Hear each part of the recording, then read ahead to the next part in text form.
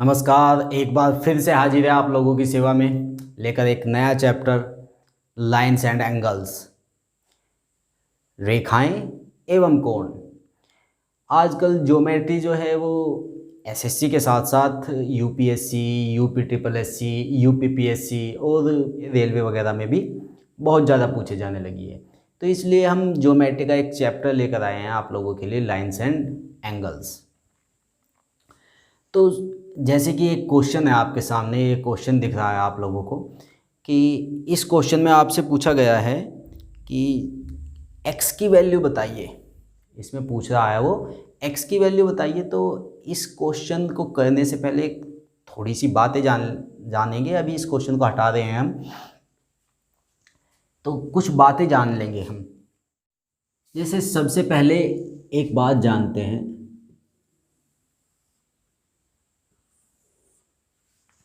हम जानते हैं कि यदि दो लाइन एक दूसरे को ऐसे काटती है, यदि दो लाइन एक दूसरे को इस तरह से काटती है, तो ये एंगल और ये एंगल हमेशा बराबर होंगे, चाहे भले ही वो ये एंगल हो और ये एंगल हो, तो ये आपस में बराबर होंगे। मैं इनके नाम रख दूँ 1, 2, 3 और 4। तो 1 और 2 एंगल 1 इक्वल होगा एंगल 2 के, और एंगल 3 इक्वल होगा एंगल 4 के। ये बात हमने जानी।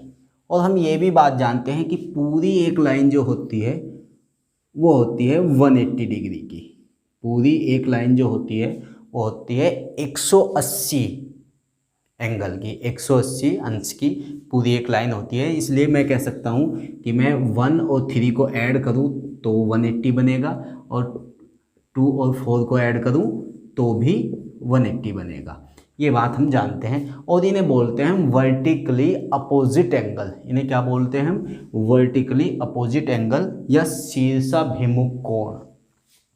इन्हें बोलते हैं हम वर्टिकली अपोजिट एंगल यानी कि शीर्षाभिमुख कोण। ठीक है। अब यदि मैं ऐसा कहूं, दो लाइन है जो एक दूसरे के पैरेलल है, जो दो लाइन एक दूसरे के पैरेलल है, और एक तिरछी लाइन इन दोनों को काटती है, एक तिरछी लाइन इन दोनों को काटती है।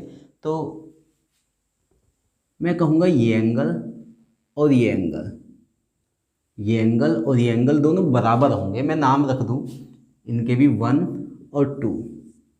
इसी तरह से मैं इसका नाम रखूँ एंगल 3, इसका नाम रखूँ एंगल 4। तो इन्हें बोलते हैं हम, तो एंगल 3 और एंगल 4 भी बराबर होंगे। इन्हें बोलते हैं हम संगत कोण या कॉरस्पॉन्डिंग एंगल।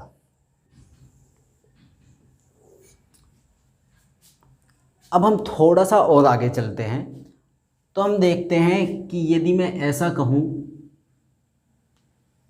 कि एंगल 1 इसका नाम रखूं और एंगल 2 इसका नाम रखूं, तो एंगल 1 और एंगल 2 भी बराबर होंगे। तो एंगल 1 और एंगल 2 भी बराबर होंगे, और इन्हें बोलते हैं हम एकांतर कोण। इन्हें बोलते हैं हम एकांतर कोण या ऑल्टरनेट एंगल।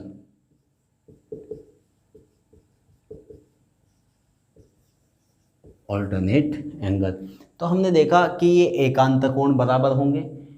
हाँ, यदि मैं यहाँ पर एक लाइन ऐसे इस वाले एंगल को रखूँ एंगल 3, तो एंगल 1 प्लस एंगल 3 इक्वल होंगे 180 के।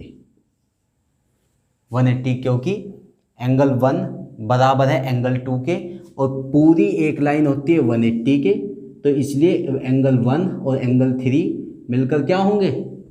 180। क्योंकि एंगल 2 प्लस एंगल 3 180, एंगल 2 और एंगल 3 होगी पूरी एक लाइन 180, तो एंगल 1 प्लस एंगल 3 दोनों मिलकर होंगे 180। इनके नाम जानने जरूरी नहीं है, बस जरूरी है इनकी क्वालिटी जानना। तो अब उस क्वेश्चन पर चलते हैं हम, जो क्वेश्चन हमने सबसे पहले लिया था। ऐसे कई क्वेश्चन करेंगे हम। अब देखते हैं हम सबसे पहला क्वेश्चन। अब इसमें x की वैल्यू पूछी है, इसमें x की वैल्यू पूछी है, जो आप देख रहे हैं इसमें सामने।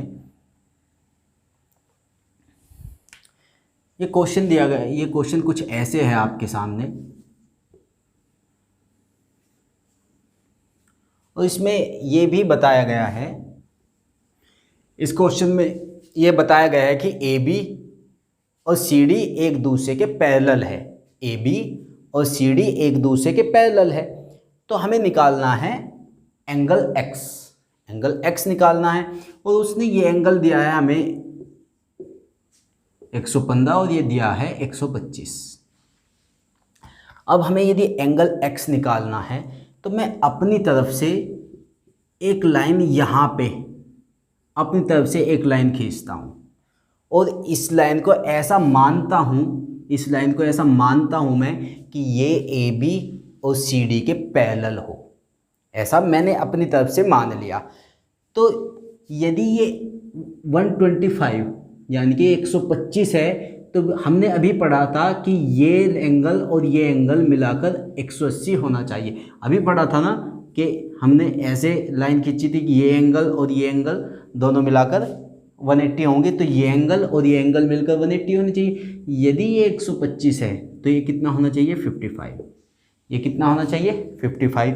और यदि ये 115 है, यदि ये 115 है तो ये कितना होना चाहिए 65, ये कितना होना चाहिए 65। और पूरी एक लाइन होती है 180 की, तो 65 और 55 दोनों मिलकर हो गए 120, 120। और यदि हम 180 में से 120 को माइनस करेंगे तो ये निकल के आएगा 60, ये निकल के आता है 60।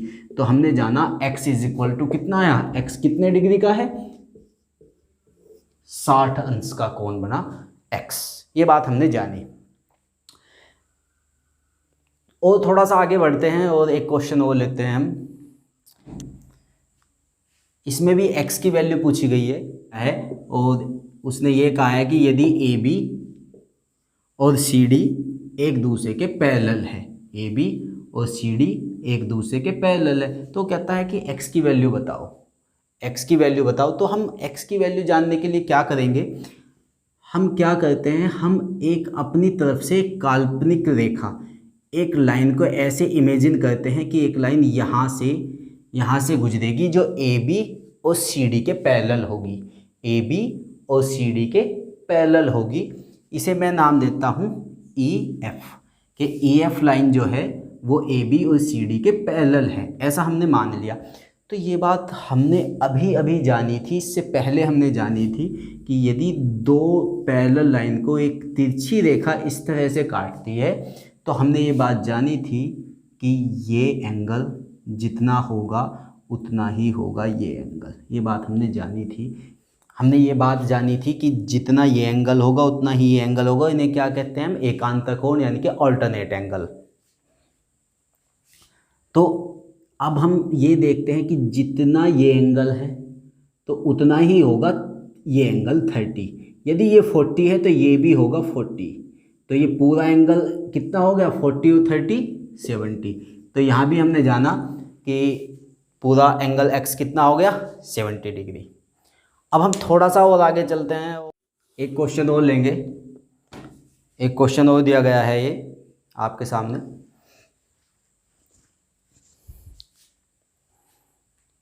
और इसमें t की वैल्यू पूछी है, t की। दो पैरेलल लाइन है, इसमें भी दो पैरेलल लाइन है आपको दी गई, और इसमें t की वैल्यू पूछी है यहाँ पे,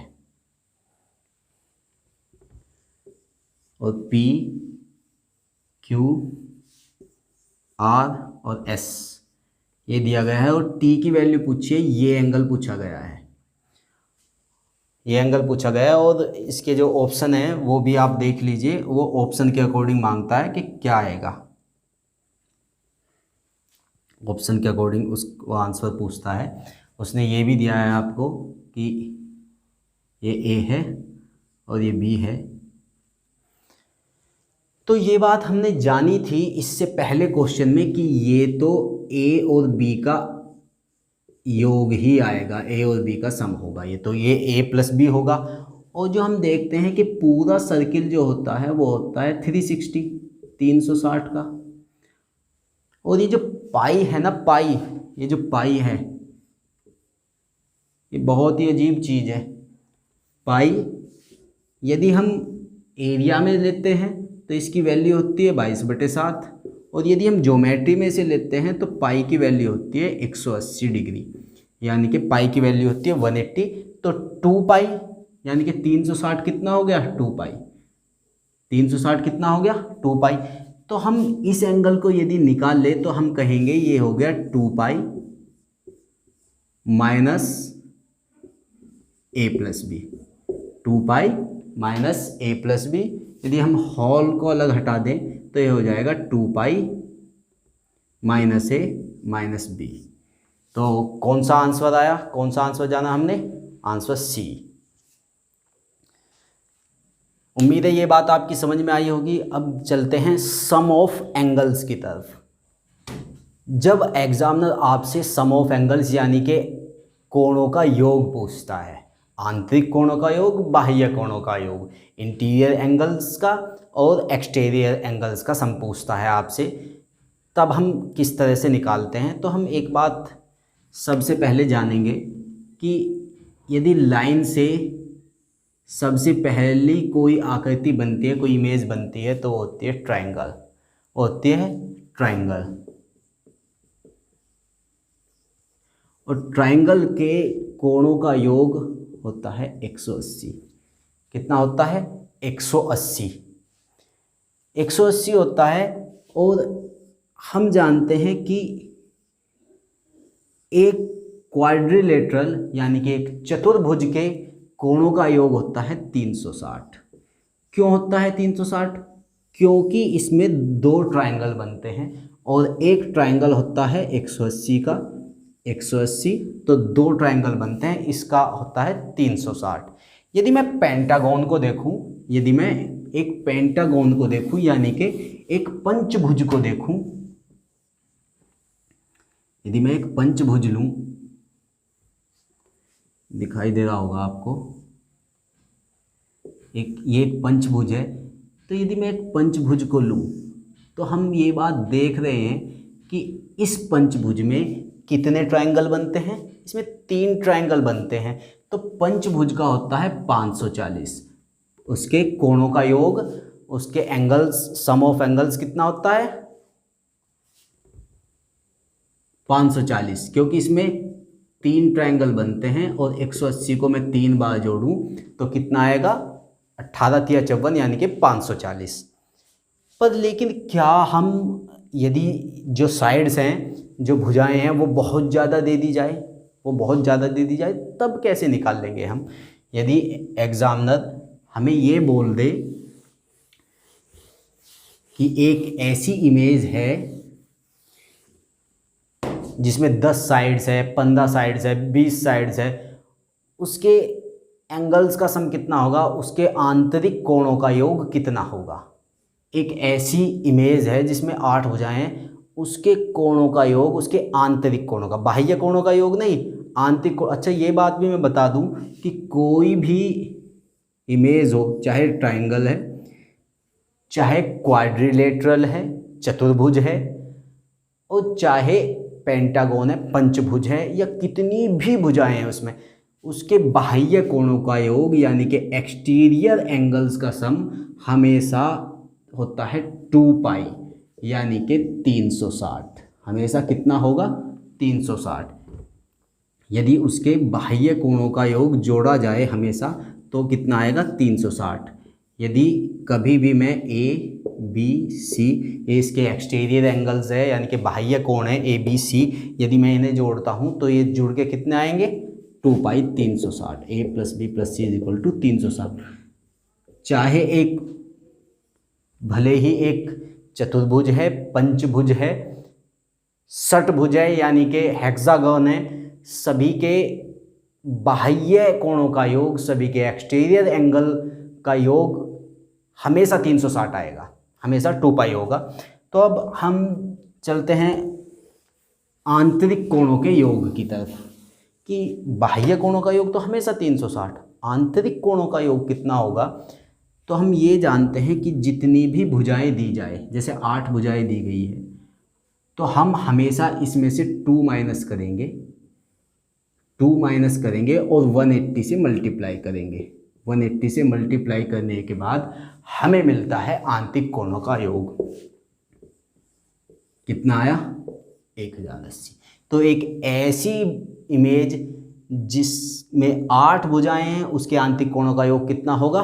1080। एक ऐसी इमेज यदि एग्जामिनर बोलता है कि जिसमें 6 भुजाएं हैं, जिसमें 6 भुजाएं, उसके आंतरिक कोणों का योग क्या होगा? तो हम क्या करेंगे, इसमें से 2 घटाएंगे, 2 घटा के 2 माइनस करके कितना होगा? 4, और 180 से मल्टीप्लाई करेंगे, कितना होगा? 720। कितना होता है? 720। उम्मीद है ये बात आपकी समझ में आई होगी। इसका उल्टा यदि एग्जामिनर पूछने लगे, इसका उल्टा एग्जामिनर पूछने लगे कि एक ऐसी इमेज है जिसके आंतरिक कोणों का योग 1080 है, उसमें भुजाएं कितनी है, तब हम इसे 180 यानी कि 180 से डिवाइड करेंगे और उसमें 2 प्लस करेंगे। तब हम बताएंगे कि जिसके आंतरिक कोणों का योग, जिस बहुभुज के आंतरिक कोणों का योग 1080 है उसमें 8 भुजाएं हैं। या जैसे 720 पूछता है तो 720 हम जानते हैं एक ऐसा एंगल्स होता है जिसमें 6 भुजाएं होती है। एक ऐसी इमेज होती है जिसमें 6 भुजाएं होती है, यानी कि हेक्सागोन बोलते हैं हम इसे। क्या बोलते हैं हम? षटभुज। इसे क्या बोलते हैं हम? षटभुज, यानी कि हेक्सागोन। हेक्सागोन बोलते हैं हम षटभुज को। तो इसमें 6 भुजाएं होगी और इसके आंतरिक कोणों का योग कितना होगा? 720। इसके आंतरिक कोणों का योग 720 होगा। तो यदि एग्जामिनर 720 ही दे हमें और पूछे कि कितनी भुजाएं, तो हम क्या करेंगे? सबसे पहले 180 से भाग देंगे, तो जो भी आएगा उसमें हम 2 प्लस करेंगे और फिर बताएंगे कि इसमें 6 साइड है। ठीक है। और यदि साइड्स देगा हमें तो साइड में 2 माइनस करेंगे, 180 से मल्टीप्लाई करेंगे, तब हमें पता लगेगा कि उसके आंतरिक कोणों का योग इतना है। जैसे क्वेश्चन लेते हैं, क्वेश्चन पर चलते हैं, तब देखते हैं हम कि एक रेगुलर पॉलीगन है, एक समबाहुभुज है जिसका प्रत्येक आंतरिक कोण, जिसका प्रत्येक इंटीरियर एंगल 144 डिग्री है। तो पूछता है उसमें कितनी भुजाएं हैं। तो पूछता है कि उसमें कितनी भुजाएं हैं। तो हम देखते हैं,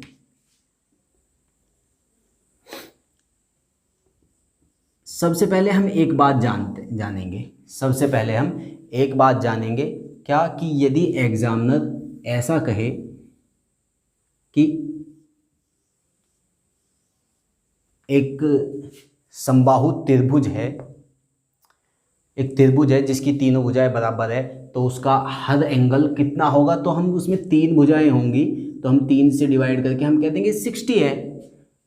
तो ऐसे ही हमने कहा था कि हम 180 से मल्टीप्लाई करेंगे और उसमें जितनी भी भुजाएं होंगी, भुजाएं हमने n मान ली, भुजाएं हम यदि n मानते हैं तो उसमें से हम -2 करेंगे और 180 से मल्टीप्लाई करेंगे, तो ये क्या आएगा? ये सम ऑफ एंगल्स आएगा, यानी कि आंतरिक कोणों का योग आएगा। लेकिन यदि मुझे एक ही एंगल चाहिए तो मैं जितनी साइड है, साइड n से डिवाइड करूँगा। जैसे यहाँ 3 से डिवाइड किया मैंने एक एंगल निकालने के लिए, तो एक एंगल निकालने के लिए मैंने n से डिवाइड किया और निकल के आया एक एंगल 144 डिग्री। अब मैं क्या करूँगा? अब मैं n से उधर मल्टीप्लाई करूँगा। पहले मैं डिवाइड करता हूँ इसे, 144, 36 से काट दे, 36 पंजे 180, 36 चौका 144। अब मैं करता हूँ 5n - 10 = 4n।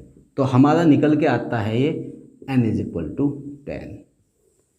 हमें पता लगता है कि कितनी साइड है उसमें जिसका प्रत्येक आंतरिक कोण 144 डिग्री है, उसमें कितनी भुजाएं हैं? उसमें 10 साइड्स है, उसमें 10 भुजाएं हैं। एक क्वेश्चन और लेंगे कि एक पॉलीगन है, एक रेगुलर पॉलीगन है जिसका उसने कहा है कि प्रत्येक आंतरिक कोण बाह्य कोण से दुगुना है। इंग्लिश वाले देख रहे हैं, ये हिंदी वालों को मैं बोल रहा हूँ कि एक समबाहुभुज जिसका प्रत्येकांतिक कोण बाह्य कोण का दुगना है, तो उसमें कितनी भुजाएं हैं। वैसे ये क्वेश्चन कई बार एग्जाम में आया हुआ है, सभी का रटा रटाया भी है कि 6 साइड्स है इसमें, पर देखते हैं कि कैसे हैं। हो सकता है यहाँ पे दुगना ना कहकर 3 गुना कह दिया जाए, हो सकता है ऐसा। तब हम देखते हैं हम क्या करेंगे। तो ऐसा देखते हैं हम कि यदि प्रत्येक एंगल, यदि हर एक एंगल दुगना है तो एंगल का सम भी यानी कि कोणों का योग भी दुगना होगा, कोणों का योग भी दुगना होगा। कैसे कि बाह्य कोणों का योग 360, बाह्य कोणों का योग यानी कि एक्सटीरियर एंगल, एक्सटीरियर जितने भी एंगल है उनका योग कितना होगा 360। तो इंटीरियर एंगल का योग उसने बताया है दुगना है, तो हम देखते हैं वो दुगना है तो वो कितना हो गया 720। ये कितना हो गया 720। और ये बात हमने बताई है कि यदि कोणों का योग दे दिया जाए तब उससे साइड्स कैसे निकालेंगे, 180 से डिवाइड करेंगे और 2 उसमें ऐड करेंगे। तब हम इसमें क्या करेंगे, इसे 180 से डिवाइड किया हमने, कितना आया 4 और 2 ऐड किया हमने तो पता लगा कि 6 भुजाएं हैं। आज का हमारा ये वीडियो लाइन्स एंड एंगल्स का यही ख़त्म होता है।